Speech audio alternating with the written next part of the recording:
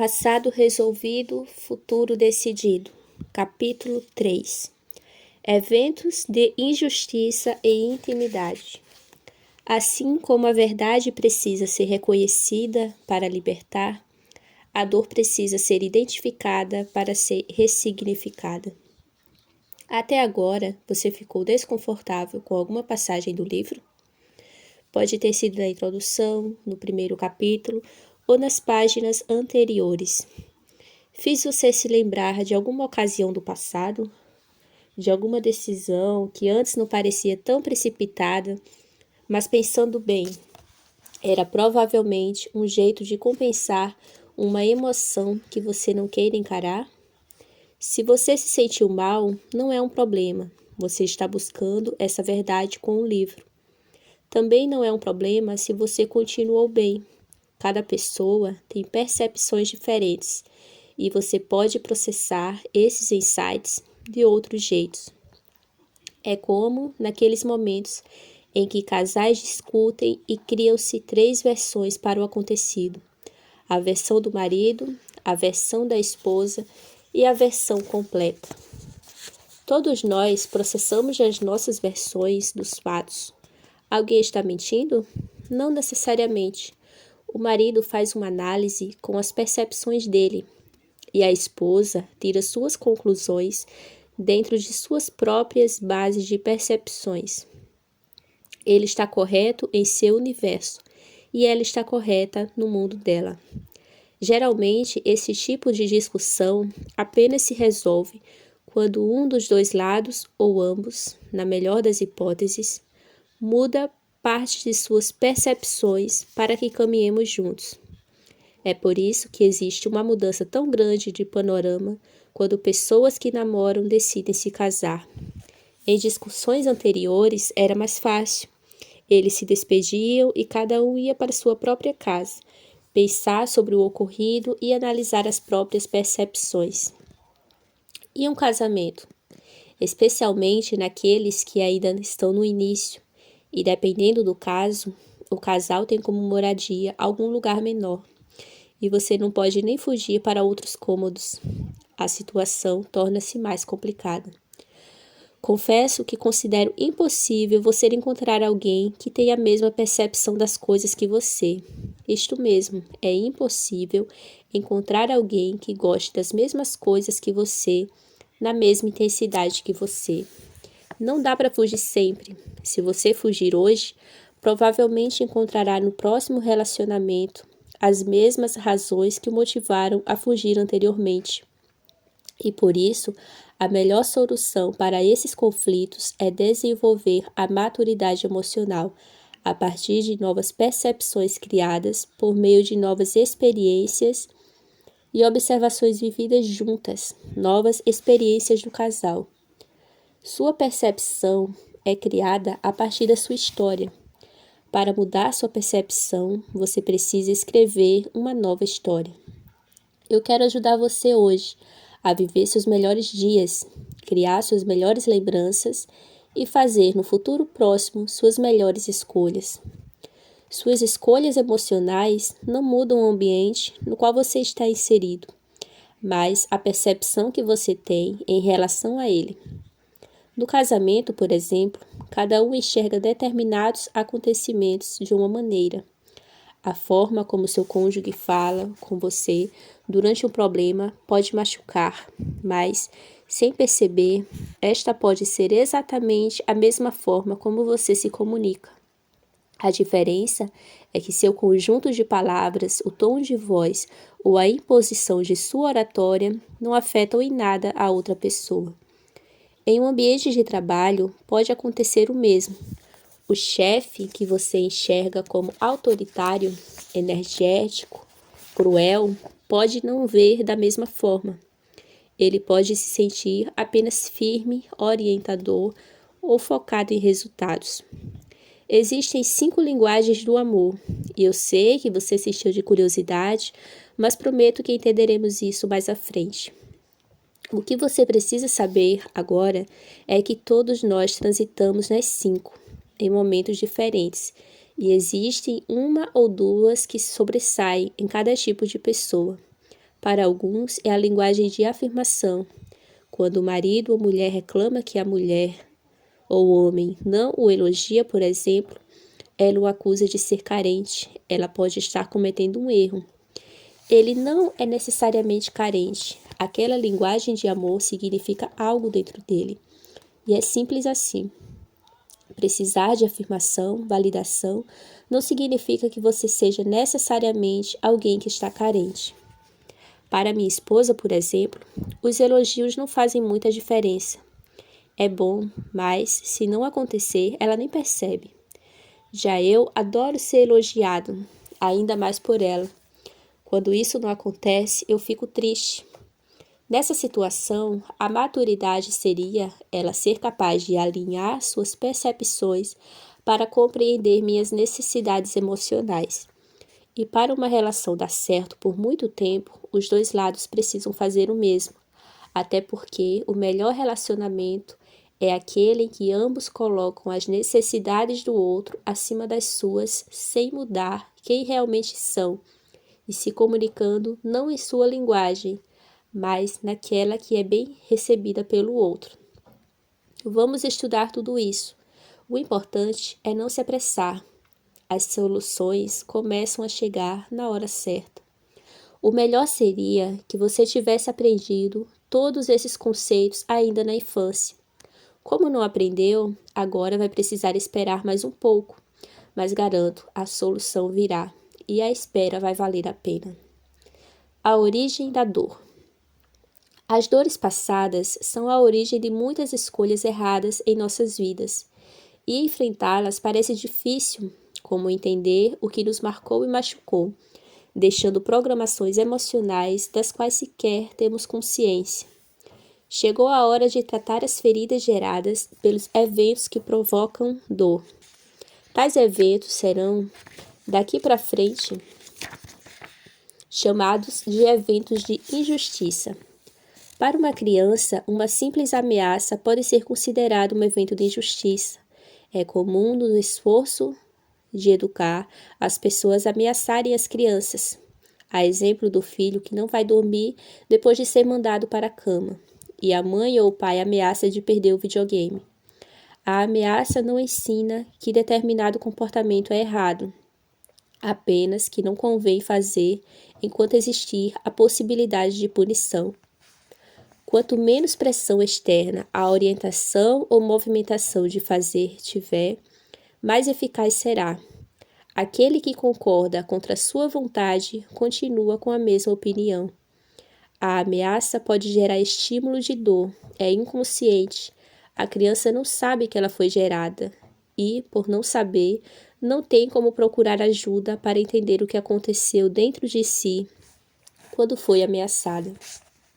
E essa ameaça pode, por mais simples que pareça, gerar consequências devastadoras no crescimento dessa criança e em suas escolhas na vida adulta.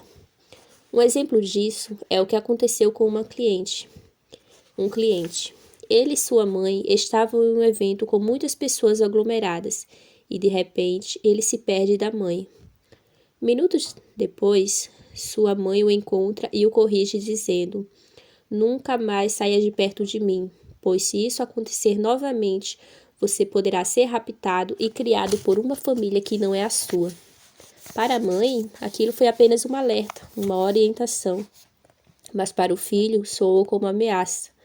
A partir daquele dia, a criança desenvolveu habilidades para aumentar seu foco e não ter mais riscos de se perder.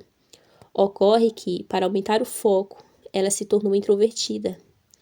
Uma coisa leva a outra. A extroversão impede que você tenha tanto foco, e quando o foco, concentração, é mais importante, é comum nos tornarmos mais introvertidos. Seu perfil comportamental foi desenvolvido a partir deste evento que chamamos de evento de injustiça. E na idade adulta, ele fez escolhas profissionais que tinham relação com seu perfil comportamental. Porém, seu perfil havia sido criado a partir de um evento de injustiça. Suas escolhas fizeram com que ele tivesse uma sensação de que aquilo que ele fazia profissionalmente não era leve, e sim muito pesado. Com esse exemplo, dá para entender que é mais fácil errar do que acertar. E para acertar, você precisa da orientação que ainda não tem, para fazer o que ainda não faz, para conquistar o que ainda não conquistou. Daqui para frente, você pode fazer isto. Sabe por quê? Porque agora você tem um coach. Você deve estar se perguntando, mas o que você orienta em um caso como esse? Simples, assim como o meu cliente que precisava da orientação da mãe sobre o que tinha acontecido, todos nós precisamos, porém, essa comunicação somente será assertiva quando for transmitida considerando as percepções do ouvinte, suas necessidades e sua linguagem. Suas escolhas serão as melhores escolhas quando você tiver sua identidade revelada. E para isso, precisa se libertar das dores emocionais, que talvez nem saiba que existam, mas que hoje impedem você de ser quem nasceu para ser. A Bíblia diz em João 3,32: E conhecereis a verdade, e a verdade vos libertará. Porém, antes de libertar, a verdade tende a causar constrangimento. Esse constrangimento aumenta o seu nível de comprometimento com uma vida melhor.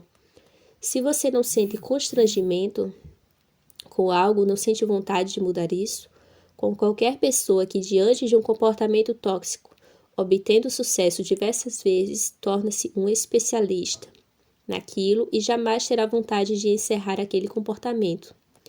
Quando a verdade é revelada ou confessada, ela primeiro sentirá um constrangimento muito grande, mas, ao mesmo tempo, a libertação e a oportunidade de começar de novo, para quem já se achava muito enredado nas próprias escolhas erradas.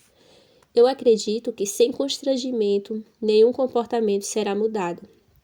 Pior do que isso, essa falta de constrangimento aumenta o nível de satisfação dentro da zona de conforto.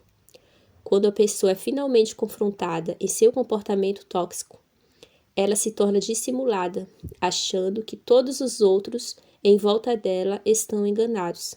Assim, ela se torna uma pessoa teimosa, porém não se vê assim. Ela acredita que é apenas persistente. Qual a diferença entre o teimoso e o persistente? Ambos permanecem firmes em seu objetivo, porém o teimoso, diferentemente do persistente, não conhece a verdade a respeito de seus comportamentos, motivações e propósitos. O nível de indiferença torna-se tão grande que a pessoa passa a viver em sua própria fantasia. O evento de injustiça. O evento de injustiça é criado a partir de nossas percepções diante do ocorrido. Não importa a idade ou situação, e sim nossa percepção. Por isso, muitas pessoas que passaram pelo mesmo evento não tiveram esse evento registrado em suas lembranças conscientes ou inconscientes como eventos de injustiça. Assim como a verdade precisa ser conhecida para libertar, a dor precisa ser identificada para ser ressignificada. A dor que você precisa conhecer é a dor que entrou em sua vida por um evento de injustiça. Entender este evento depende da percepção de cada um. Ela pode ser algo extremamente pesado, como a traição de alguém em quem você confiava, a morte inesperada de um ente querido. A traição e a morte podem ser um evento de injustiça. Pode ser uma fechada de trânsito que resultou em um acidente seguido de fuga. A batida de carro seguida de fuga também pode ser um evento de injustiça. Você é ferido e não tem uma resolução, nem uma explicação, nada. Fica com todas as consequências do ato de outra pessoa em um circuito fechado de dor que não tem para onde sair. O filho de pais separados que acreditou que a culpa da separação era dele próprio. Tem aí outra dor causada por um evento de injustiça, a falsa culpa. Ele pode se sentir responsável por tudo que acontece em seu ambiente. Ao ver a infelicidade dos pais e sua família ruindo, pode experimentar uma sensação de culpa. Esses 3 exemplos são muito destoantes em termos de profundidade, certo? Pode parecer loucura comparar o trauma de uma separação com um simples acidente de trânsito, e é justamente essa a minha intenção. Em primeiro lugar, você precisa entender que eventos de injustiça não precisam ser imensamente profundos para causarem dor e traumas. Basta que eles afetem suficientemente aquela pessoa para isso. Para além disso, é importante entender que a vítima do evento de injustiça também não tem controle sobre esse acontecimento. É algo que acontece no seu entorno, no contexto social de sua existência. O evento de injustiça é uma semente que encontrou dentro de você um solo fértil para brotar e crescer. O motivo é simples. Você não colocou uma barreira para a semente entrar. Essa semente cria raízes que sobem e transformam-se em caules, que rendem flores e frutos, que irão cair e gerar outras sementes e colonizar a sua vida em um ciclo que nos próximos capítulos vamos chamar de ciclo de autossabotagem. Evitar esse trauma não é impossível. Se a pessoa tivesse a capacidade de blindar a mente, tudo estaria em paz. Mas, infelizmente, não somos ensinados a fazer isso desde pequenos. Pior, não nos ensinam isso nem mesmo quando adultos. E é por isso que estamos aqui tendo esta conversa. Existem 9 mudanças de comportamento para conseguir blindar a mente. E sem uma orientação adequada, é bem provável que você não tenha desenvolvido as habilidades emocionais necessárias para blindar a mente, sua mente, de eventos de injustiça e impedir que lhe causem dor e dê origem ao ciclo de autossabotagem. É por isso que não apenas é preciso ressignificar os eventos de injustiça do passado, mas blindar a mente no presente, para impedir que os eventos de injustiça do futuro criem um novo processo de autossabotagem. O motivo para isso é simples. Os eventos de injustiça não irão parar de acontecer. Você não tem poder para impedir eventos de injustiça, mas pode decidir como vai se sentir diante deles. Não é o que aconteceu com você que define quem você é, mas como você se sentiu quando aconteceu. Ciclo de autossabotagem. A primeira coisa que o evento de injustiça, a semente, causa em nós é a sensação de mágoa, rancor, ódio, amargura e outros sentimentos parecidos. Uma fechada no trânsito gera mágoa e você não controla aquilo que considera péssimos motoristas, mas deve controlar sua própria reação diante de eventos provocados por eles. Uma pessoa magoada normalmente desenvolve o comportamento de reclamar constantemente e fortemente do evento de injustiça. Para sua vida melhorar, é preciso que você faça algo. Para piorar, basta não fazer nada. Se nada for feito e sua mágoa, raiz da dor, for guardada, ela irá evoluir para algo ainda pior, ressentimento, que é o caule. O ressentimento busca o alívio da sua dor, seu desconforto, reclamando daqueles que participaram do evento de injustiça. Acha que acabou? Piora. O ressentimento transforma a pessoa em alguém que passa por um processo de vitimização, que é a flor. Essa vitimização se dá pela generalização do entorno da pessoa por conta desse próprio evento. Um homem traído, então, passa a acreditar que todas as mulheres são adúlteras. Uma mulher que recebeu uma fechada no trânsito de um homem passa a acreditar que todos os homens são imprudentes no volante. Alguém que ficou preso em um elevador passa a ter claustrofobia, achando que todos os lugares apertados irão oferecer algum tipo de risco à sua vida. E como se não fosse o suficiente, essa pessoa irá acabar acreditando futuramente que não merece nada, o fruto. O não merecedor elimina o sentido das coisas. O homem ou mulher traído para de cuidar da própria beleza, acreditando que não vale mais a pena relacionar-se com alguém. A pessoa que é assaltada e acha que irá passar pelo mesmo evento quando colocar os pés na rua, para de frequentar lugares públicos como cinemas, shoppings, restaurantes, academia e de sair com amigos e família. Prefere se resguardar em casa. O não merecedor guarda os melhores recursos para outras pessoas. Ele não consegue se divertir, porque acredita que é um privilegiado frente a um mundo que não faz sentido. E tudo isso acontece, na maioria das vezes, inconscientemente. Essa soma de fatores acaba de forma muito triste a autossabotagem, uma nova semente que elimina toda a possibilidade de uma ação assertiva. Você não deixa de fazer as coisas, mas toma as decisões erradas e perde o time das oportunidades.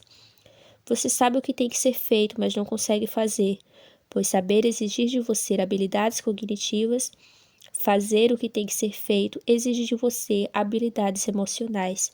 Saber que fez errado, mas não teve habilidade emocional para executar o que deveria ter feito certo, pois suas habilidades emocionais não foram desenvolvidas por influência de um evento de injustiça.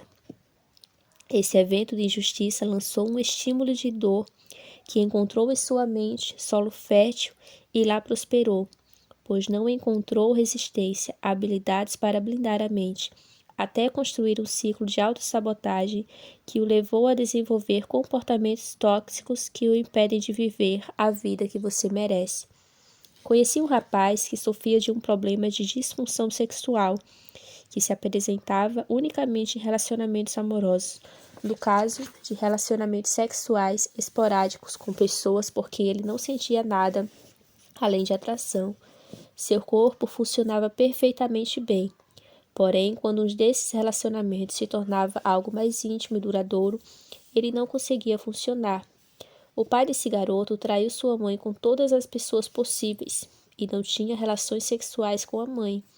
Ainda quando criança e sem entender bem o que acontecia, ele passou a observar isso e sua mente passou a operar de uma maneira similar, dentro da sua própria vivência, bloqueando-se sexualmente quando estava apaixonado.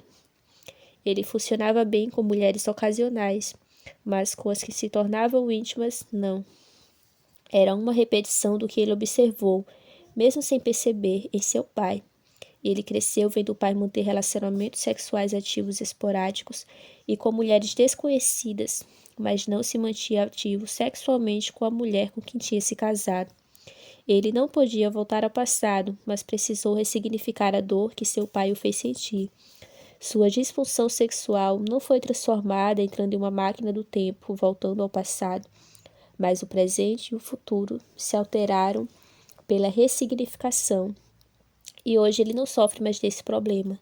Depois de ressignificar, ele está pronto para viver a vida que merece e não repetir a vida que ele construiu em seu inconsciente a partir de sua observação e experiências passadas. As consequências da autossabotagem. Existem muitas possíveis consequências para um ciclo de autossabotagem, porém, 3 delas são comuns em 90% dos casos que já atendi. É hora de entendê-las. Primeiro, aproximar-se de pessoas com características semelhantes àquelas que provocaram um evento de injustiça. Exemplo, mulher troca de namorado com muita frequência. Foi traída muitas vezes, mas cada vez arruma outro igualzinho ao anterior, com os mesmos comportamentos. O homem tem um chefe difícil de agradar, mas não é que esse chefe é igualzinho ao seu pai? 2. Adotar as características do agressor, repetindo seus comportamentos. Exemplo, um homem que abandona sua família, mas foi exatamente isso que ele prometeu não fazer, pois seu pai havia feito a mesma coisa e ele sabia o quanto poderia ser doloroso para todos. 3. Mudar de fase somente com o auxílio de um resgatador. Por exemplo, só conseguir entrar em ação com a ajuda de alguém que consegue enxergar como resgatador, porém é capaz de identificar se essa é a pessoa certa para auxiliar na mudança de fase. Acaba ficando vulnerável ao discurso do resgatador e se encanta a ponto de acreditar em tudo. Coincidência ou autossabotagem? Aqui você já percebeu que na autossabotagem nossa mente nos conduz a repetições em nossos comportamentos ou em nossas escolhas, ou nos deixa vulneráveis ao discurso do resgatador. Existe uma forma de mudar tudo isso e conduzir você à vida que você merece viver. Seus melhores dias estão prestes a ser reais e vividos por você. Mas o que fazer para isso acontecer? A solução está no ressignificar. Assim como está escrito em Romanos 12, 2, não se amoldem ao padrão deste mundo, mas transformem-se pela renovação da sua mente, para que sejam capazes de experimentar e comprovar a boa, agradável e perfeita vontade de Deus. O ressignificar vai renovar sua mente e devolver sua identidade e capacidade de desenvolver seus melhores comportamentos e conduzir você para melhores assertivas escolhas, a fim de viver uma vida que será contada pelos que vierem depois de você. Entenda, certas pessoas passam por eventos iguais, mas não são afetadas da mesma maneira. E é a percepção de passado e de futuro de cada uma delas que irá transformar isso em um possível evento de dor, ou no melhor dos casos, em um evento positivo. E os eventos de dor, quando são de injustiça, podem criar raízes nos comportamentos emocionais de alguém pelo resto da vida. Os níveis de intimidade. Normalmente, a área em que mais somos feridos é aquela em que mais podemos contribuir para a sociedade. O que mais nos incomoda nos outros é aquilo que mais faz sentido em nós. As coisas ruins não existem para literalmente nos matar, e sim para matar aquilo que há de bom dentro de nós. É aí que perdemos o sentido de nosso futuro, que nada mais é do que o sentido da vida.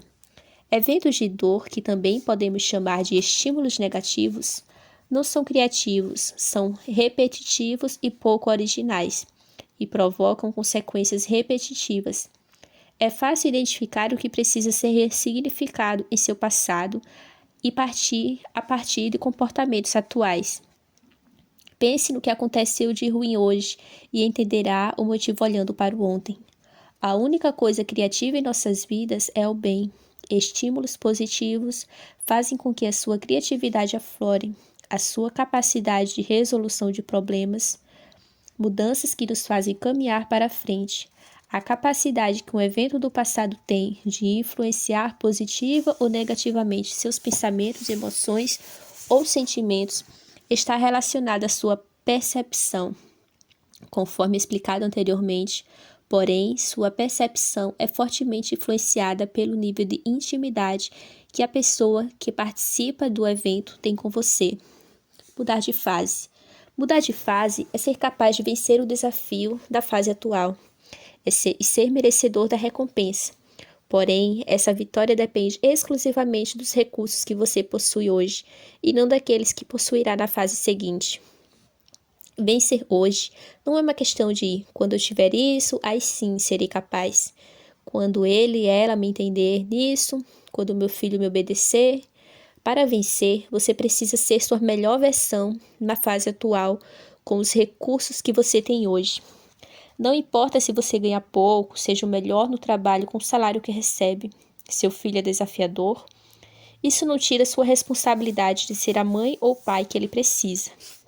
Seu cônjuge não se comporta como você gostaria, é seu papel ser o melhor parceiro possível. O casamento não deve mudar a sua conduta individual de ser sempre melhor. Pense comigo na história bíblica de Davi e Golias. Antes de matar Golias, Davi venceu desafios no passado, matando um urso e um leão. Esse evento provocou a esperança necessária para que ele pudesse vencer um desafio ainda maior. Antes de entrar em ação, ele visualizou a recompensa. Perguntou várias vezes o que ganharia quando matasse o gigante. Ele só encontrou uma ação quando descobriu a recompensa, porque precisava criar aquilo para aquilo, porém, foi sua melhor versão, usando apenas os recursos que tinha, uma funda e 5 pedras. Mas muita gente não quer ser a melhor versão de si próprio para mudar de fase. É a pessoa que provoca uma demissão no trabalho para ganhar os benefícios consecutivos daquele desligamento. O problema é que no novo emprego, com um laço que prende ao passado, todos os problemas de carreira irão se repetir e ele se verá novamente detestando o chefe.